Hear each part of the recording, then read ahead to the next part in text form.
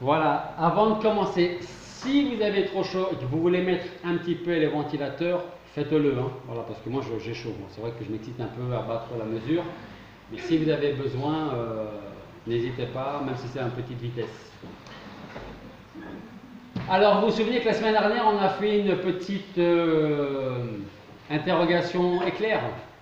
Eh bien, on va en faire une autre ce matin. Alors,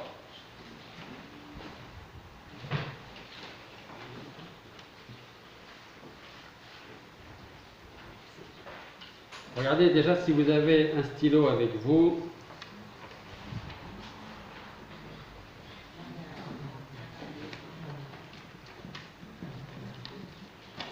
Sinon, j'en ai moi quelques-uns. Donc voilà, prenez un petit papier, faites passer pour les autres.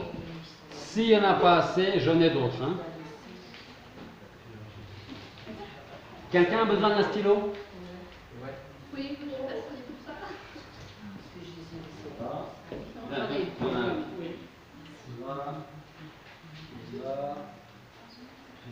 Quelqu'un d'autre un stylo?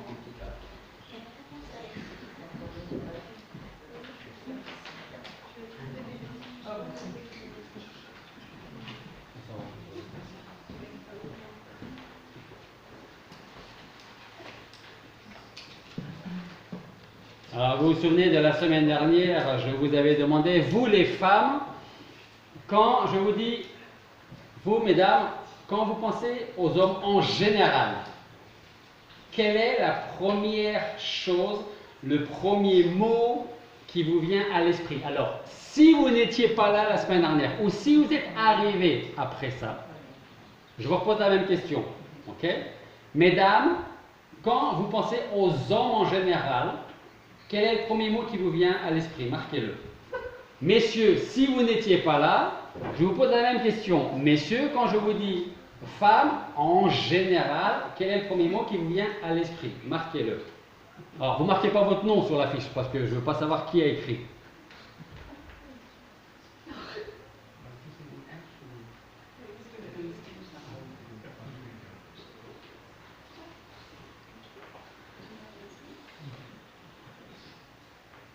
Après les autres, je vais vous dire pourquoi je vous ai donné le petit bout de papier. Hein. Donc le premier mot qui vous vient à l'esprit, si vous êtes une femme et que je vous dis homme, et si vous êtes un homme, quel est le premier mot qui vous vient à l'esprit si je vous dis femme?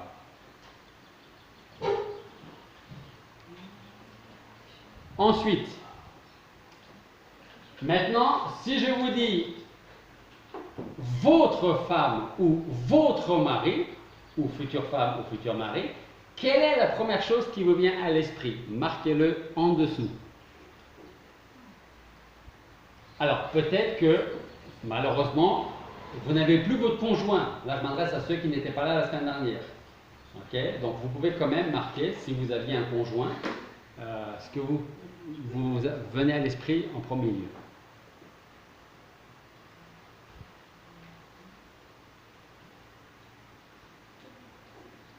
C'est bon?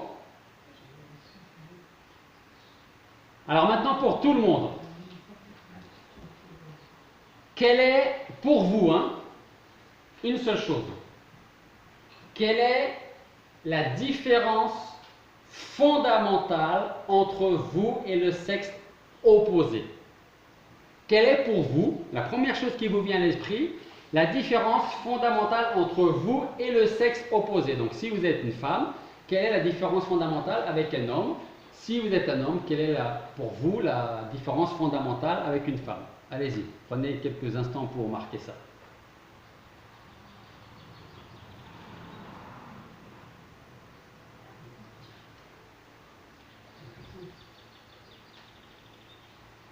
Moi, je profite des chants des oiseaux.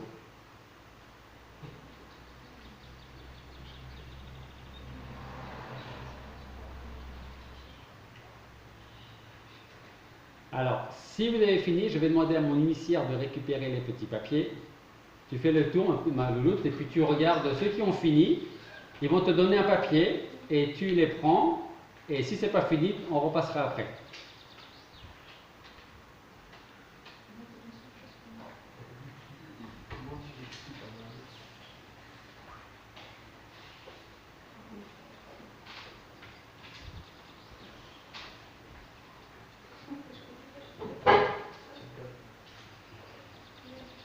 Ne vous inquiétez pas, elle va revenir par le tour après. Hein. Voilà. Voilà. Voilà. Vas-y, tu peux continuer un petit peu par là. Hop.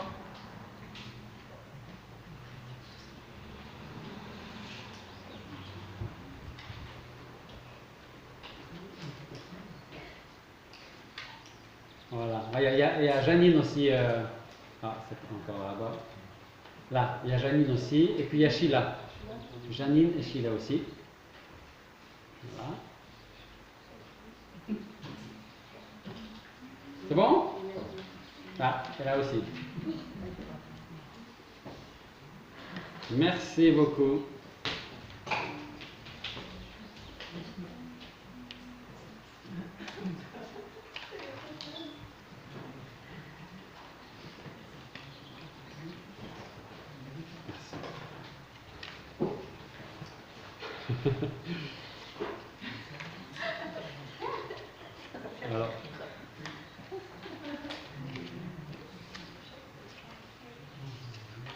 Alors, je ne vais pas tout vous lire, je vous en lis quelques-uns, ok, dans les différences. Alors, il peut y avoir, les responsabilités. Il y a, par exemple, penser différemment. Quelqu'un m'a marqué aucune différence. Il va falloir qu'on discute, hein, avec qui j'ai parlé. Donc, je ne veux pas savoir. Aucune, mais il y en a quand même. Hein. Quelqu'un a marqué plus sensible. Alors, je ne vous lis pas tout. Hein. Ça me fait bien rigoler. Les hormones. Voilà. Elle est un peu vraie celle-là. Ok.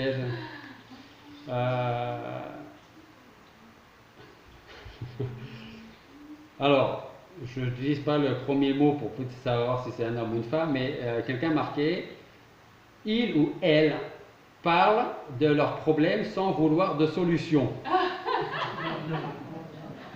Ça, c'est vrai. Quelqu'un a marqué dans les différences anxiété. Oui, ça, c'est aussi vrai. D'autres ont marqué la façon de penser. Ok. Et puis, il y a souvent des mêmes points qui se ressemblent comme protection, où l'homme est là pour protéger. Alors, on va maintenant regarder, j'ai quelques petites images pour voir la différence homme-femme par l'humour. Ok. Voilà. Ce que vous avez marqué sur le petit bout de papier, c'est beaucoup plus réel que ce qu'on va voir là. Mais ce qu'on va voir là, ça peut être aussi un peu réel dans la vie de tous les jours. Alors, on va voir une première diapositive. À quel moment les femmes font la vaisselle? Alors, en jaune, là-haut, c'est le matin ou après manger. Ça, c'est les femmes. Les hommes, à quel moment les hommes font la vaisselle? Après manger. Et après, il n'y a plus d'assiette propre. Ok? Une seconde. Comment les femmes choisissent un shampoing? Alors les femmes avec des protéines, des extraits d'aloe vera qui donnent du volume, avec des vitamines et des minéraux et de la kératine pour donner de la brillance aux cheveux. Et nous les hommes, marqués dessus, shampoing. Et quand vous arrivez à la maison, messieurs, c'est pas le shampoing que je t'ai demandé, il fallait du shampoing de la kératine parce qu'il me faut du volume. Ok? Oui, mais c'est marqué shampoing chérie sur la bouteille. Moi, vous m'avez demandé du shampoing, j'ai vu shampoing, j'ai pris shampoing. Et en plus, il n'est pas cher. Oui, c'est ça. Hein? C'est ça. Parce que ton shampoing à la kératine avec des vitamines et tout ça, c'est hors de prix. Hors de prix. Alors, tu n'auras pas de volume, mais tu seras peut-être un peu plus moins volumineuse. Seconde, troisième. Quand les femmes tombent malades, ça va, je suis juste un peu fatigué. Et les hommes, ça va, juste un peu fatigué, écoute-moi bien, ce sont mes derniers mots. Je suis en train de souffrir la mort, tu ne peux pas comprendre un peu ce que je ressens tellement je suis épuisé et fatigué, je ne me reste que quelques heures, voire quelques minutes à vivre. Alors, fais-moi du bien, dis-moi des choses agréables, flatte-moi. Ok? Alors, je ne sais pas s'il y en a une autre. Voilà, je pense que c'est peut-être la dernière. Ce que les femmes pensent quand elles se regardent dans un miroir. C'est pas trop mal, je suis grosse, plutôt jolie en général, je vais faire un régime, je suis vraiment grosse. Les hommes, quand ils se regardent dans le miroir, ils disent je suis tellement beau. On aurait pu rajouter fort, musclé et plus intelligent, mais ça ne se voit pas dans le miroir, ça. Ok? Je ne sais pas s'il y en a une autre. Non, voilà. Non, ça, ce sont les différences, alors, par l'humour, mais souvent, quelque part, il y a une part de vérité là-dedans. Donc, on va reprendre là où on s'était arrêté la semaine dernière, et nous allons continuer avec les différences hommes-femmes, et vous m'avez donné ce qui, selon vous, était la première des différences entre vous et le sexe opposé. Donc, j'ai quelques questions. Comme je le disais la semaine dernière, je m'adresse essentiellement aux hommes, parce que nous sommes censés être le chef de famille, la tête, et au-dessus de notre tête, il y a nos têtes. Cette tête, c'est Jésus-Christ. Donc, je le dis dès maintenant et je le dirai à la fin.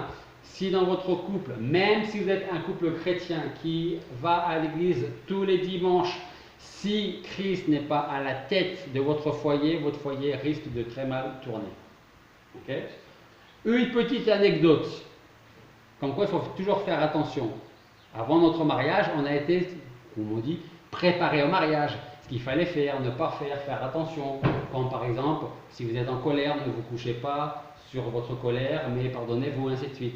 Et il s'avère que les deux couples chrétiens qui nous ont préparés au mariage ont divorcé.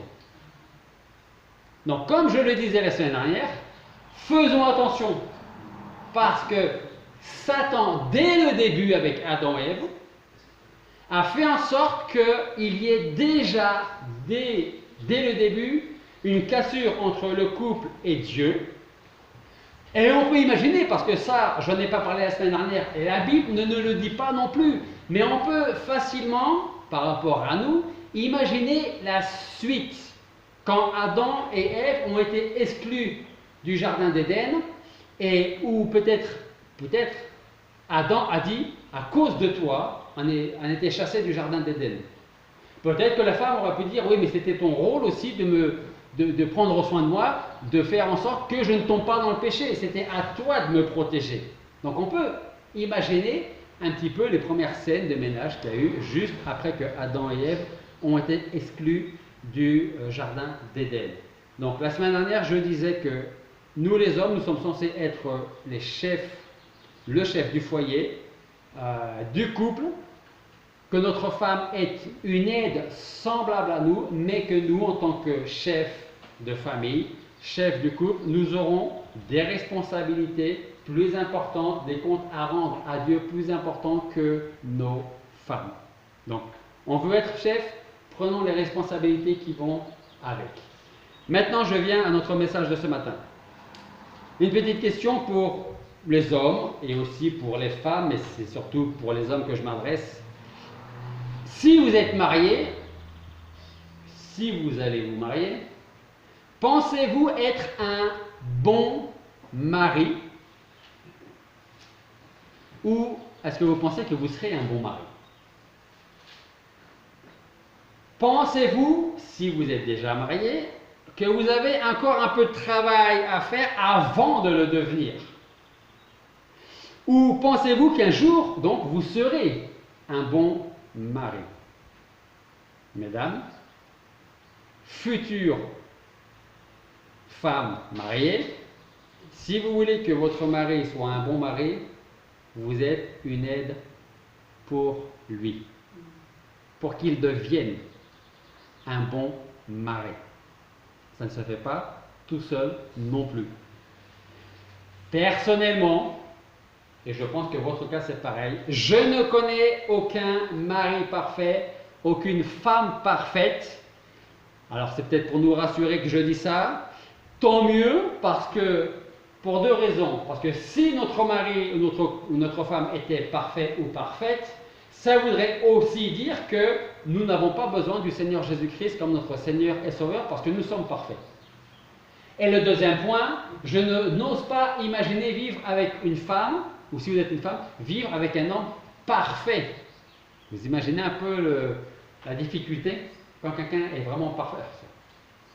Ça n'existe pas. Mais imaginez que votre conjoint soit vraiment parfait, un petit peu entre guillemets l'enfer que vous pourriez vivre, ou moi si ma femme était vraiment parfaite. Mais donc on n'est pas parfait, Dieu merci, c'est aussi pour cela que nous avons besoin du Seigneur Jésus-Christ jour après jour, jusqu'à ce qu'il revienne ou qu'il revienne nous chercher. Alors,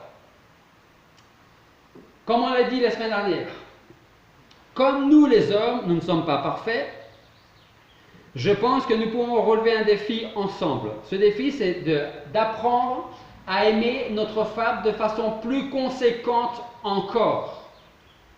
Si vous étiez là la semaine dernière, quel est le passage que j'ai utilisé, même si vous ne me donnez pas la référence, donnez-moi les quelques mots du verset, qui nous montre comment ou à quel point aimer notre femme. Comment devons-nous aimer notre femme selon la parole de Dieu? Alors, merci pour les femmes qui répondent, et répondez si les hommes ne répondent pas. Messieurs, comment vous devez, si vous êtes déjà mariés, futurs mariés, comment vous devez, ou comment vous devrez aimer votre femme ou votre future femme? Comme Christ a aimé l'Église. Comme Christ a aimé l'Église et s'est donné lui-même pour l'Église. Ok? Je ne sais pas si mesdames vous voulez rajouter maintenant quelque chose en plus. C'est déjà pas mal. C'est déjà pas mal, comme le dit Florian. Donc, c'est un défi que nous pouvons relever avec l'aide de notre femme, parce que mesdames, vous êtes une aide semblable à nous.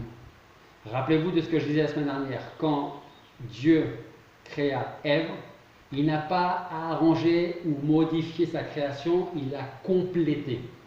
Il n'a pas dit, bon, j'ai raté quelque chose, j'aurais dû faire un homme et une femme. Non, il a fait en sorte que Adam soit seul pendant un certain temps pour qu'à un moment donné, il ressente cette solitude et qu'il dise, voilà, le lion va avec la lionne, et ainsi de suite, mais moi, j'ai personne. Et c'est à ce moment-là que Dieu a dit, maintenant, je vais terminer mon œuvre et je vais créer Ève pour qu'elle soit une aide semblable à Adam. Donc, ce défi,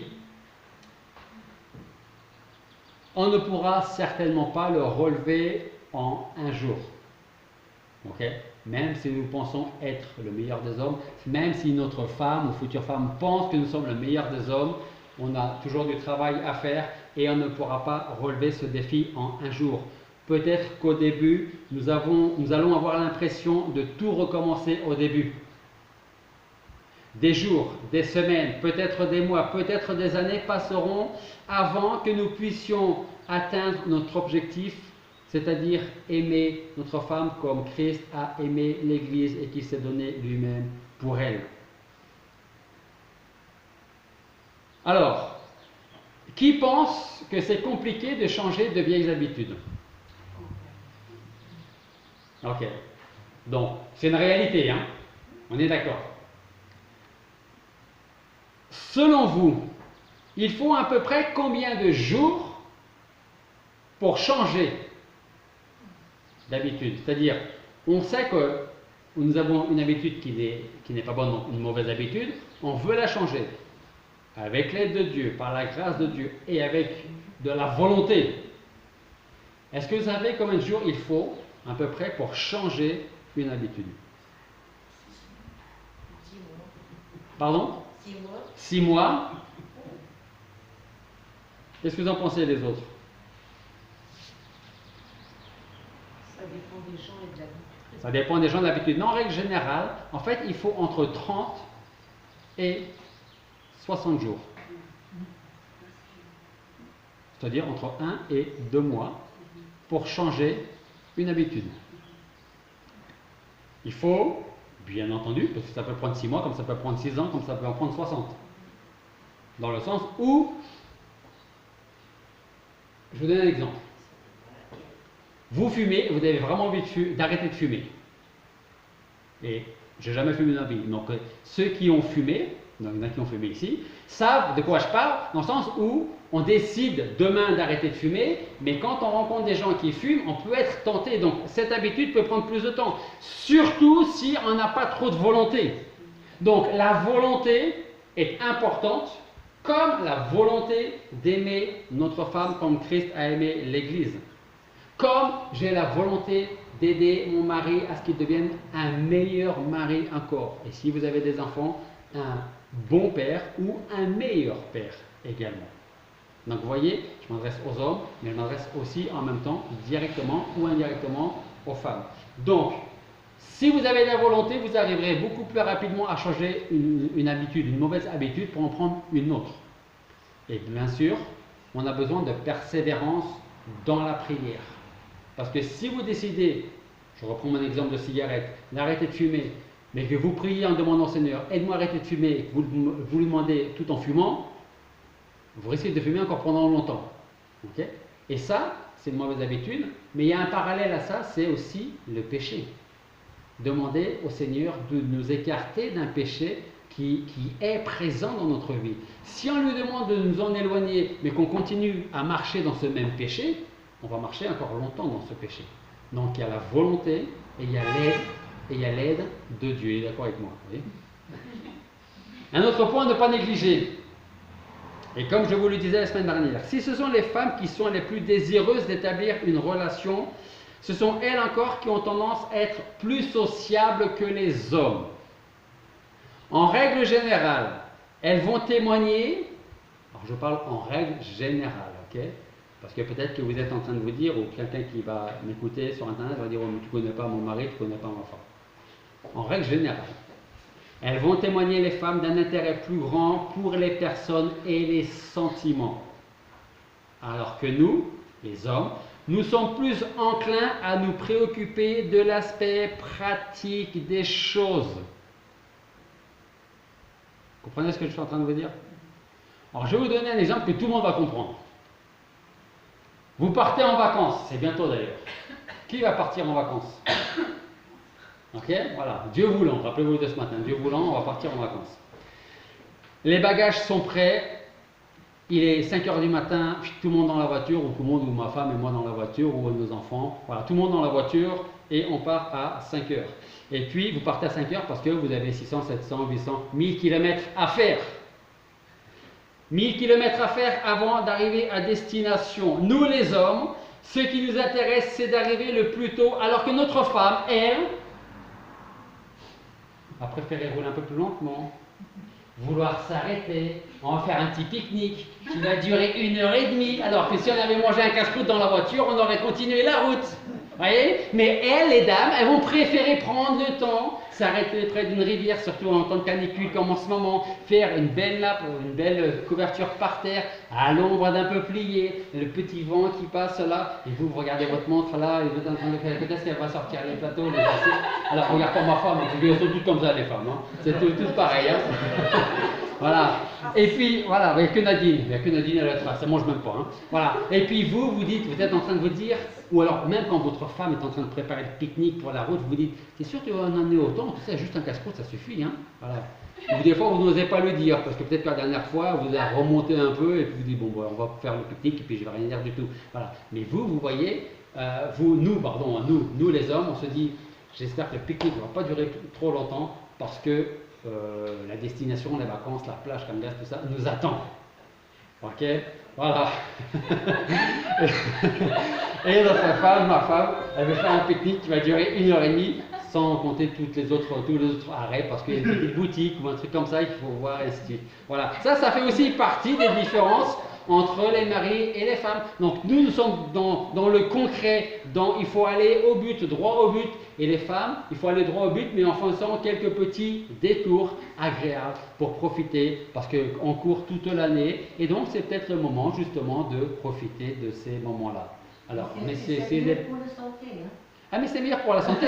Voilà, c'est pour ça que vous êtes une aide semblable, une aide pour nous, maris, parce que peut-être que justement on court toute l'année et que grâce à vous, eh ben, on va faire un pique-nique d'1h30 plutôt que d'un quart d'heure, voire manger dans la voiture tout en roulant.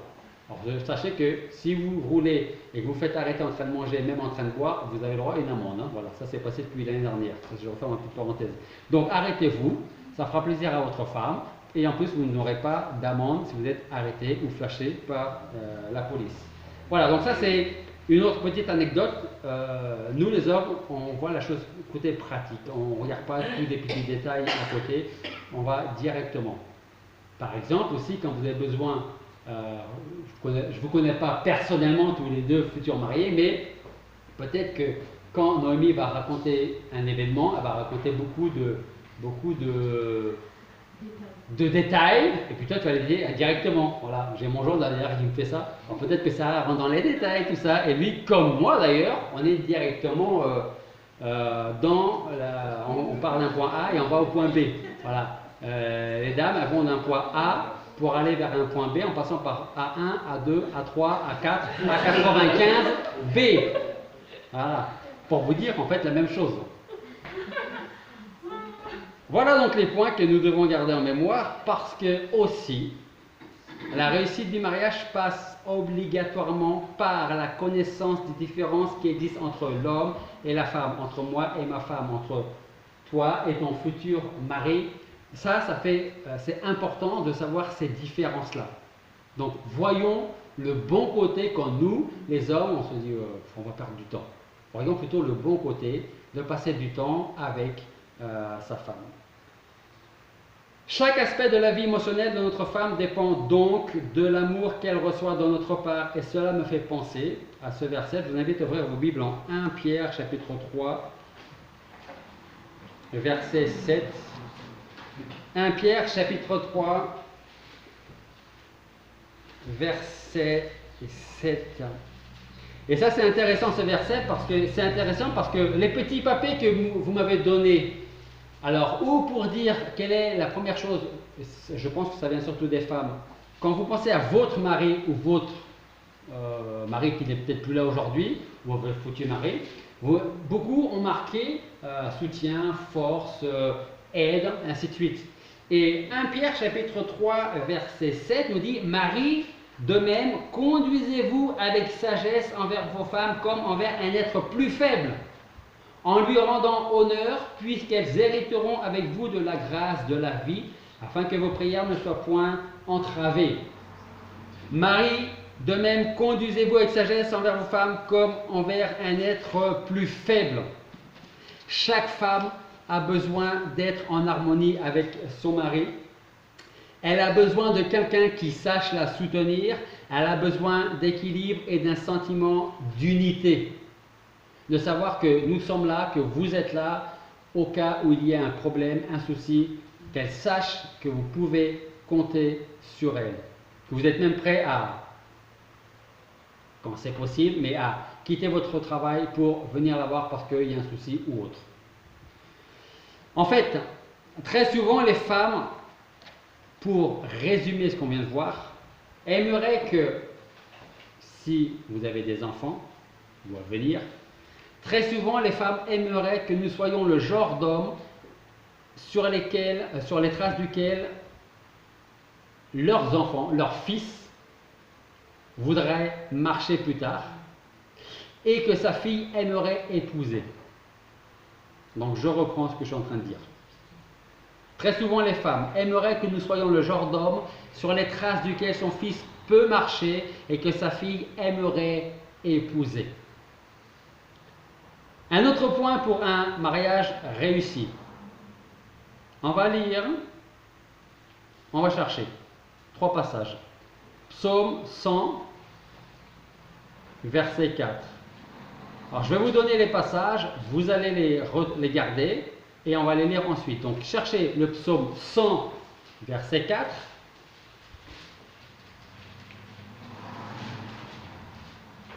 Une fois que c'est trouvé, vous allez chercher Éphésiens 4, 29.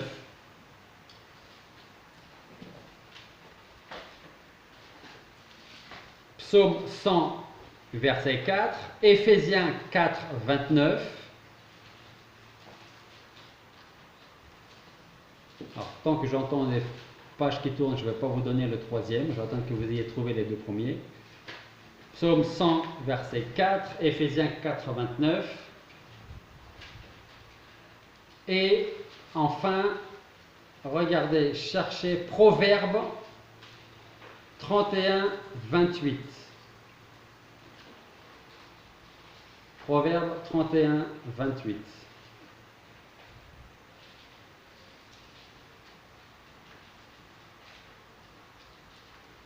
Alors on va commencer avec le psaume 100, verset 4, qui nous dit: entrez dans ses portes avec des actions de grâce, dans ses parvis avec la louange, célébrez-le, bénissez son nom.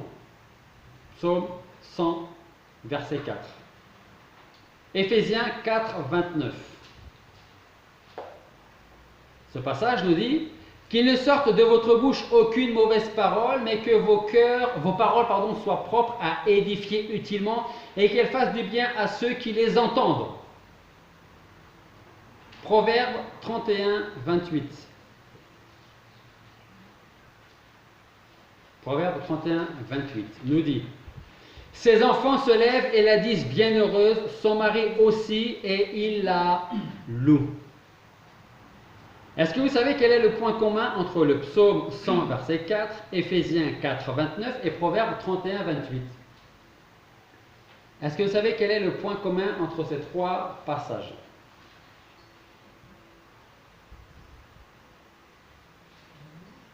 Exactement, la louange. Le psaume nous dit comment louer Dieu. Éphésiens nous dit comment louer les autres. Et Proverbe nous dit comment louer sa femme. Dès l'instant où nous oublions de louer, alors je ne sais pas comment vous imaginez cette louange par rapport à votre femme, messieurs, dans votre tête, mais dès l'instant où nous oublions de louer notre femme, le mariage commence à pencher du côté obscur, du mauvais côté. Alors peut-être, comme je vous le disais la semaine dernière, vous êtes sur le point de me dire, ou vous allez être gentil, et puis vous êtes en train de penser sans me le dire, vous êtes en train de penser: tu es bien gentil, mais tu ne connais pas le sale caractère de ma femme, elle est susceptible, elle est bavarde, ou je ne sais pas quoi encore. Alors il y a toujours, moi je suis, vous savez, je suis toujours quelqu'un de très optimiste, peut-être des fois un peu trop, je me dis ma femme, ok, mais essayons de voir le côté positif quand nous, messieurs, on a peut-être l'impression que notre femme est trop bavarde, trop curieuse, ou je ne sais pas quoi d'autre. Vous dites peut-être, elle est trop curieuse. Mais c'est peut-être parce qu'elle est plus ouverte que vous, que moi, et plus sociable que nous. Si vous dites elle est trop susceptible, c'est peut-être qu'elle est plus sensible que vous et que moi. Si vous dites ouais, ma femme elle est plutôt manipulatrice, hein? On dit souvent que les femmes arrivent souvent à leur fin d'un moyen ou d'un autre. Donc vous dites ouais, mais ma femme est manipulatrice. C'est peut-être qu'elle est pleine de ressources et d'imagination, votre femme. Si peut-être vous dites elle est avare, autrement dit elle est radine, c'est peut-être plutôt qu'elle est probablement économe, plus que moi ou plus que vous, messieurs. Si vous dites elle est trop pointilleuse, c'est que peut-être elle est plus organisée que moi et plus efficace que moi, ou plus organisée et plus efficace que vous, messieurs. Donc du côté négatif de notre femme, essayons de voir le côté positif, le pourquoi est-ce qu'à nos yeux elle semble être comme ça. En plus de ces différents points, il existe encore un secret pour un mariage réussi. Ce secret est composé de deux choses. Alors, je ne sais pas si c'est... Je vais vous donner comme ça vient. Ce n'est pas forcément la première que je vais vous donner qui est la plus importante, ou la deuxième. Ça s'appelle la persévérance. S'il n'y a pas de persévérance en couple, au début, il n'y a pas besoin de persévérance. Hein. Vous allez voir. Tout va bien au début. Hein. Vous avez vu mon message la semaine dernière? Non, pas encore. Vous le verrez dans la semaine, si vous avez envie. Et puis, je disais la semaine dernière, au début du mariage, on disait souvent, Alors ça peut être la fille, ça peut être le jeune homme qui disait tu es l'amour de ma vie, de ma vie, jamais je ne pourrais vivre sans toi. Ça c'est au début. Hein? Et après on a besoin de persévérance. Parce que s'il n'y a pas de persévérance, là aussi le mariage peut très vite disparaître. Rappelez-vous les statistiques, c'est 1, quelque chose mariage sur 2 qui finissent en divorce. Donc plus de la moitié des mariages finissent en divorce. Donc la persévérance est un des secrets. L'autre point important, et plus que ça même, que la persévérance, c'est Jésus-Christ. S'il n'y a pas Jésus-Christ, dans les moments difficiles, parce que vous allez vous marier pour le meilleur, ça c'est bien, mais aussi pour le pire, ou pour le moins facile. Mais quand le moins facile va arriver, ou quand le moins facile est déjà arrivé, si on n'avait pas l'aide du Seigneur, où est-ce qu'on serait aujourd'hui? Où est-ce qu'on serait aujourd'hui? Donc, dans le secret, il y a 2 points importants. J'ai envie de dire quand même que le point premier important, c'est Jésus-Christ. Si Jésus-Christ n'est pas la tête, il ne sera pas là pour nous aider quand les difficultés vont arriver. Et quand les difficultés seront là, s'il n'y a pas de persévérance et de se souvenir que c'est pour le meilleur et pour le pire, ou pour le meilleur et le plus difficile, alors, s'il n'y a pas ces 2 points-là, je ne donne pas cher, pas très longtemps pour votre mariage. Ou alors, vous allez continuer à vivre parce que vous n'avez pas envie de divorcer, parce que vont dire les autres, mais vous allez d'une certaine manière vivre complètement séparément, tout en étant sous le même toit. Et ça, je pense que c'est même encore pire que tout. Cette persévérance, on la retrouve dans le passage que nous avons lu ce matin et que je vous invite à chercher en 1 Corinthiens chapitre 13.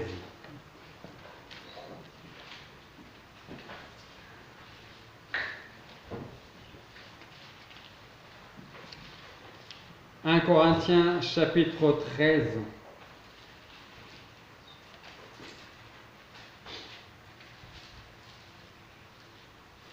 Alors vous pouvez, Paul est en train de dire, vous pouvez posséder tous les dons que vous voulez. Vous pouvez être vous pouvez penser être le meilleur mari, même la meilleure femme, la meilleure mère, le meilleur père.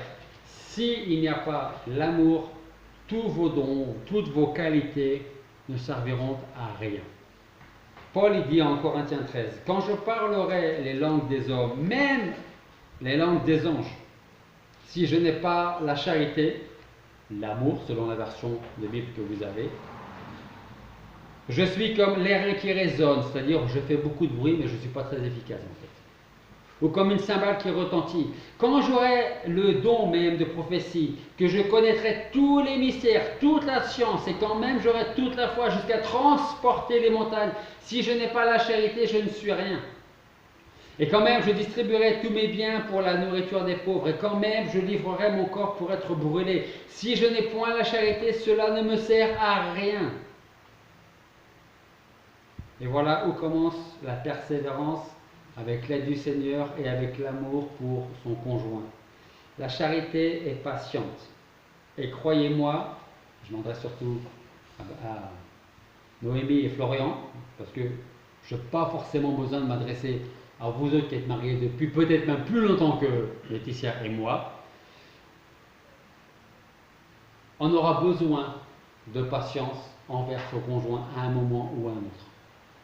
Le verset 4 dit, la charité, l'amour est patient, elle est pleine de bonté. La charité n'est point envieuse, la charité ne se vante pas, elle ne s'enfle pas d'orgueil, elle n'est point malhonnête, elle ne cherche point son intérêt, elle ne s'aigrit point, elle ne pense pas à mal, elle ne se réjouit pas de l'injustice, mais elle se réjouit de la vérité. Elle supporte tout, elle croit tout, elle espère tout, elle endure tout. La charité ne périt jamais. Quant aux prophéties, elles seront abolies, les langues cesseront et la science sera abolie. Car nous ne connaissons qu'imparfaitement et nous ne prophétisons qu'imparfaitement. Mais quand ce qui est parfait viendra, alors ce qui est imparfait sera aboli. Quand j'étais enfant, je parlais comme un enfant. Je jugeais comme un enfant. Je pensais comme un enfant. Mais lorsque je suis devenu homme, j'ai abandonné ce qui était de l'enfant. Maintenant, nous voyons dans un miroir obscurément. Mais alors nous verrons face à face. Maintenant, je connais imparfaitement, mais alors je connaîtrai comme j'ai été connu. Maintenant donc, ces trois choses demeurent, la foi, l'espérance, la charité, mais la plus grande d'elles est la charité.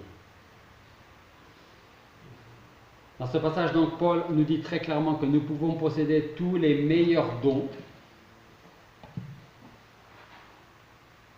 On peut parler la langue des anges, on peut connaître tout de la science, tous les mystères de la science, tous les mystères de la parole de Dieu.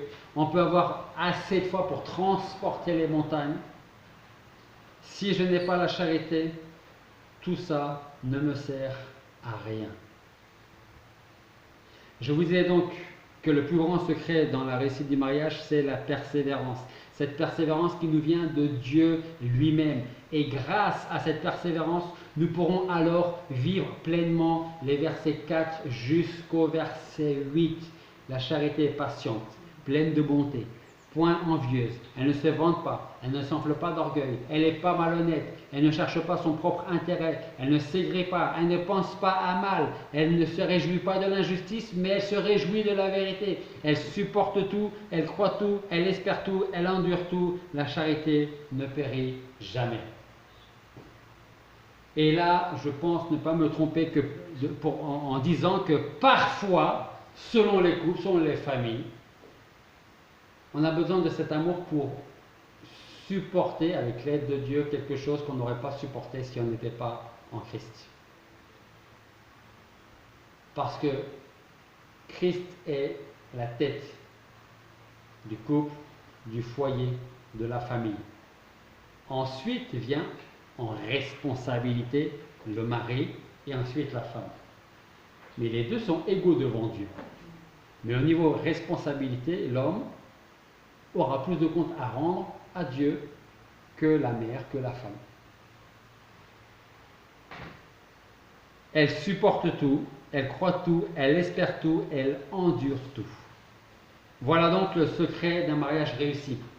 C'est seulement avec Christ au centre du couple que nous pouvons continuer à avancer et à persévérer. Ce ne sera pas facile, ce ne sera pas impossible.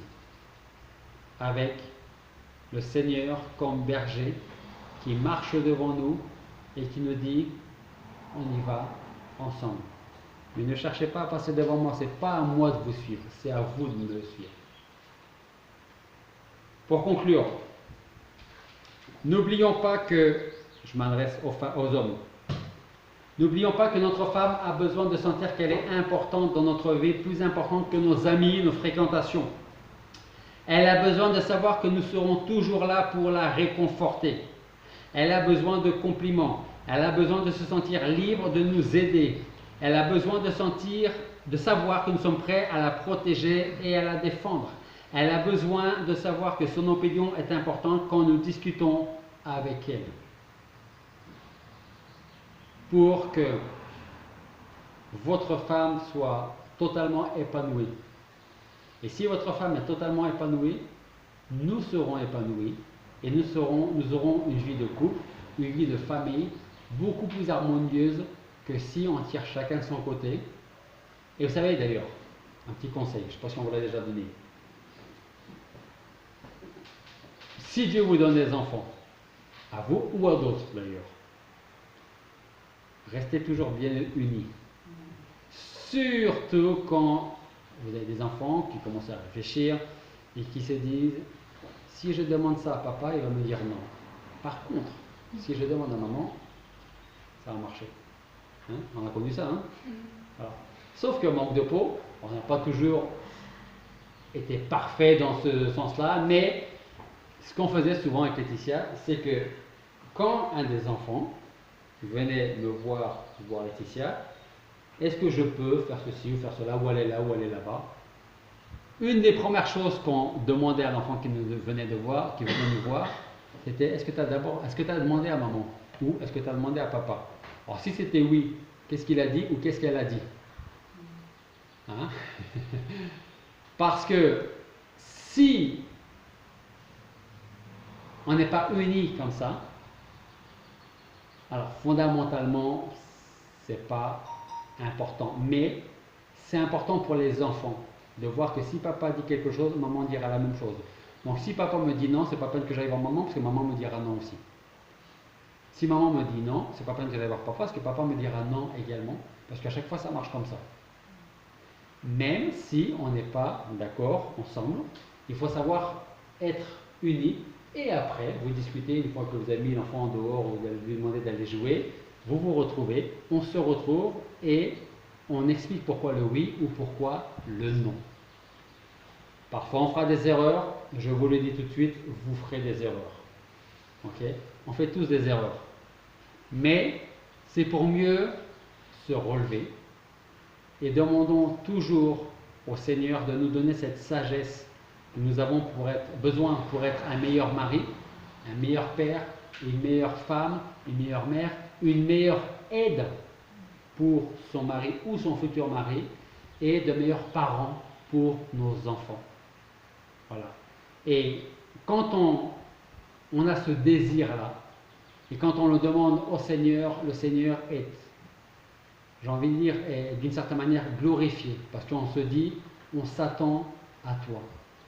Aide-nous, parce que c'est pas facile tous les jours, mais on sait qu'avec toi, on peut aller encore plus loin. Prions. Père Céleste, nous voulons te remercier parce que ce matin encore, tu nous montres que malgré les différences hommes-femmes, c'est toi qui nous unis, c'est toi qui nous conduis en toutes choses.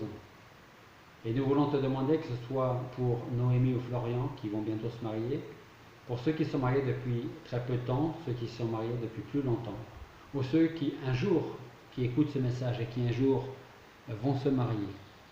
Alors Seigneur, que tu nous donnes la sagesse dont nous avons besoin, surtout dans les moments difficiles, dans les moments compliqués, et que nous puissions toujours regarder vers toi pour continuer à marcher de l'avant, et que de cette manière tu sois glorifié.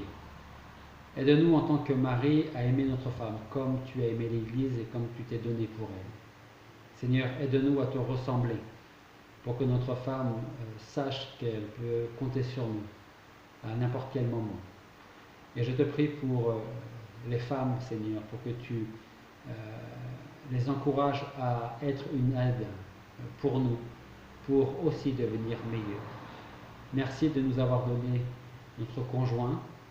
Certains peut-être sont déjà partis, sont peut-être auprès de toi.